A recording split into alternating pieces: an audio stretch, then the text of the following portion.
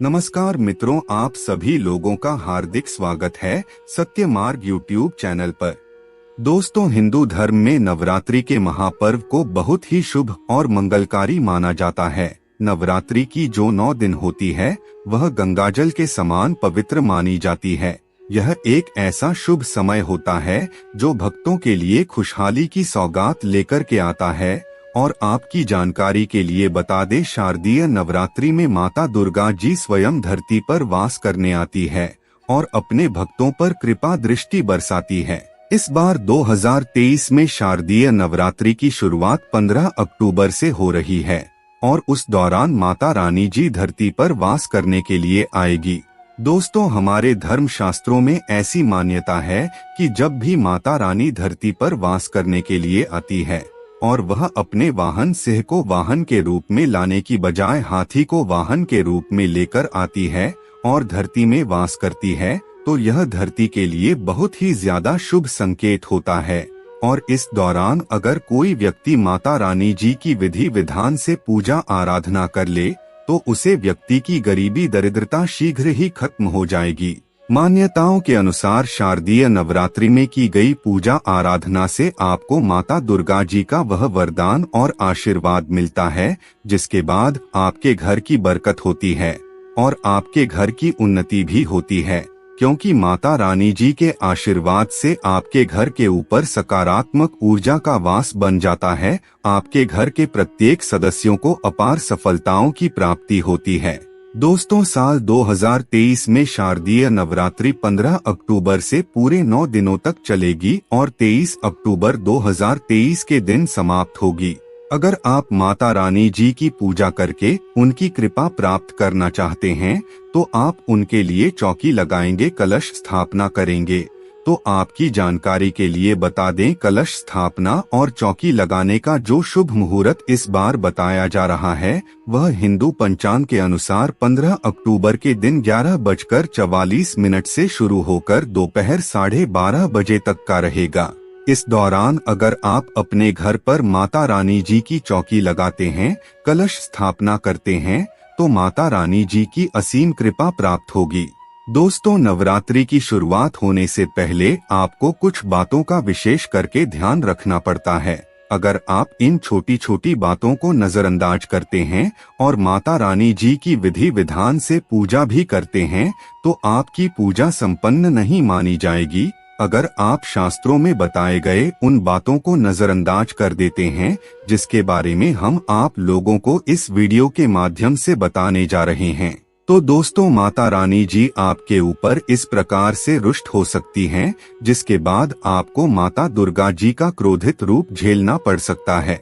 दोस्तों, आपकी जानकारी के लिए बता दें, पूरे साल भर में 4 बार नवरात्रि पड़ती है। 2 गुप्त नवरात्रि होती है और साल की शुरुआत में पड़ती है चैत्र नवरात्रि और दिवाली के आसपास पड़ती है शारदीय नवरात्रि। इस दौरान प्रत्येक भक्त माता रानी की कृपा प्राप्त करने के लिए अलग अलग प्रकार के उपाय करते हैं। दोस्तों, अगर आप माता रानी जी का आशीर्वाद प्राप्त करना चाहते हैं तो वेद पुराणों के अनुसार आपको कुछ बातों का विशेष करके ध्यान रखना पड़ेगा जिसके बारे में हम आपको बताने जा रहे हैं, क्योंकि शारदीय नवरात्रि का हमारे हिंदू धर्म में एक विशेष महत्व होता है।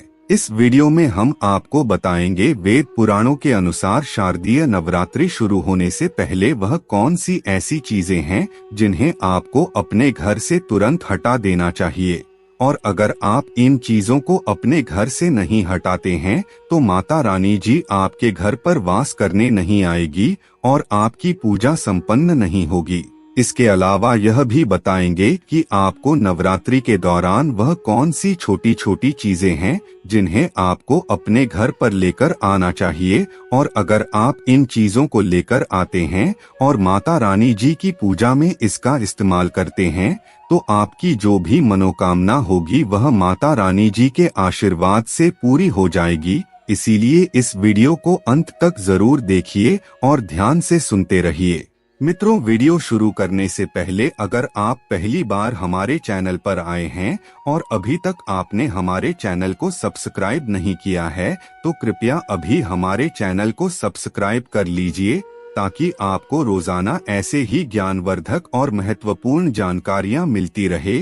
साथ ही साथ कमेंट बॉक्स में सच्ची श्रद्धा से जय माता रानी जी जरूर लिख दीजिए। सबसे पहले हम आपको यह बता देते हैं कि शारदीय नवरात्रि शुरू होने से पहले वह कौन सी ऐसी चीजें हैं जिन्हें घर पर लाकर के माता रानी जी के पूजा में इस्तेमाल करेंगे तो साक्षात आपको माता रानी जी का आशीर्वाद मिलेगा। तो सबसे पहली चीज है घंटी। जी हाँ मित्रों, चाहे आप व्रत रखें या फिर ना रखें, नवरात्रि के दौरान अगर आप माता रानी जी की पूजा पाठ करेंगे तो माता रानी जी का आशीर्वाद आपको जरूर मिलेगा। और जब भी माता रानी जी की पूजा की जाती है तो कभी भी मौन रहकर के पूजा नहीं की जाती है। माता रानी जी की पूजा में हमेशा घंटी बजा करके पूजा करनी चाहिए। अगर आप नवरात्रि के दौरान माता रानी जी के पूजा में घंटी बजाकर उनकी पूजा करेंगे तो साक्षात आपको माता रानी जी का वह वरदान और आशीर्वाद मिलेगा, जिसके बाद आपकी कैसी भी मनोकामना हो वह जरूर पूरी होगी। दूसरी चीज जो आपको नवरात्रि शुरू होने से पहले घर पर लेकर आनी है वह है शंख। जी हाँ दोस्तों, शंख की ध्वनि से घर की नकारात्मक शक्तियों का नाश हो जाता है।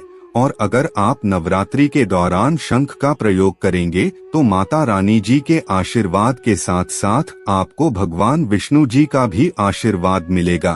तीसरा है गंगा जल। दोस्तों, नवरात्रि शुरू होने से पहले आपको अपने घर पर गंगा जल लेकर आना है। आपको मार्केट में गंगा जल 20 से 30 रुपए में आसानी से मिल जाएगा। गंगा जल लाने के बाद आपको नवरात्रि के पूरे 9 दिनों तक अपने घर में गंगा जल का छिड़काव करना है।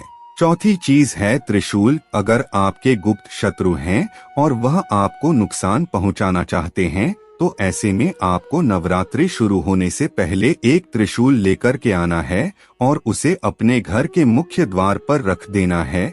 अगर आप चाहें तो इसे माता रानी जी के चौकी पर भी स्थापित कर सकते हैं। अगर आप इतना उपाय करते हैं तो इससे आपके जो भी शत्रु होंगे वह आपका बाल भी बाका नहीं कर पाएंगे। दोस्तों, यह तो हो गए नवरात्रि शुरू होने से पहले घर लाने वाली चीजें। आइए अब जान लेते हैं कि नवरात्रि शुरू होने से पहले आपको अपने घर से कौन कौन सी चीजें हटानी है। सबसे पहली चीज है अंडे और अंडे की ट्रे। दोस्तों, अगर आप तामसिक चीजों का सेवन नहीं करते हैं, अंडा मछली जैसी चीज नहीं खाते हैं और आप अपने घर पर नवरात्रि के दौरान अंडा रखते हैं या उसका ट्रे रखते हैं तो आपकी पूजा संपन्न नहीं मानी जाएगी। इसीलिए आपको नवरात्रि शुरू होने से पहले अंडे और अंडे की ट्रे को हटा देनी है। दूसरी चीज है शराब की बोतल। दोस्तों, अधिकतर लोग ऐसे हैं जो शराब का सेवन करते हैं लेकिन शराब पीने के बाद वह शराब की बोतल अपने घर पर ही रख देते हैं। तो ध्यान रखिए कि नवरात्रि शुरू होने से पहले आपको अपने घर से इन सब चीजों को हटा देना है, अन्यथा माता रानी जी आपसे रुष्ट हो सकती हैं और आपको अपने जीवन में कई प्रकार की परेशानियों का सामना करना पड़ सकता है।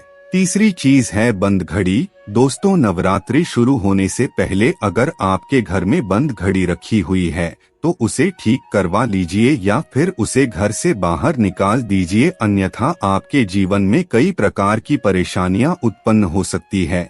इसके अलावा अगर आपके घर में जाले मकोड़े हैं तो उसे भी आपको नवरात्रि से पहले साफ कर लेना है, क्योंकि घर की सफाई करने से माता रानी जी अत्यंत प्रसन्न होती हैं और तुरंत आशीर्वाद दे देती हैं। इसीलिए आपको नवरात्रि शुरू होने से पहले इन बातों का विशेष करके ध्यान रखना होगा। मित्रों, आज की वीडियो में बस इतना ही। फिर मिलते हैं किसी नई जानकारी के साथ, तब तक के लिए धन्यवाद।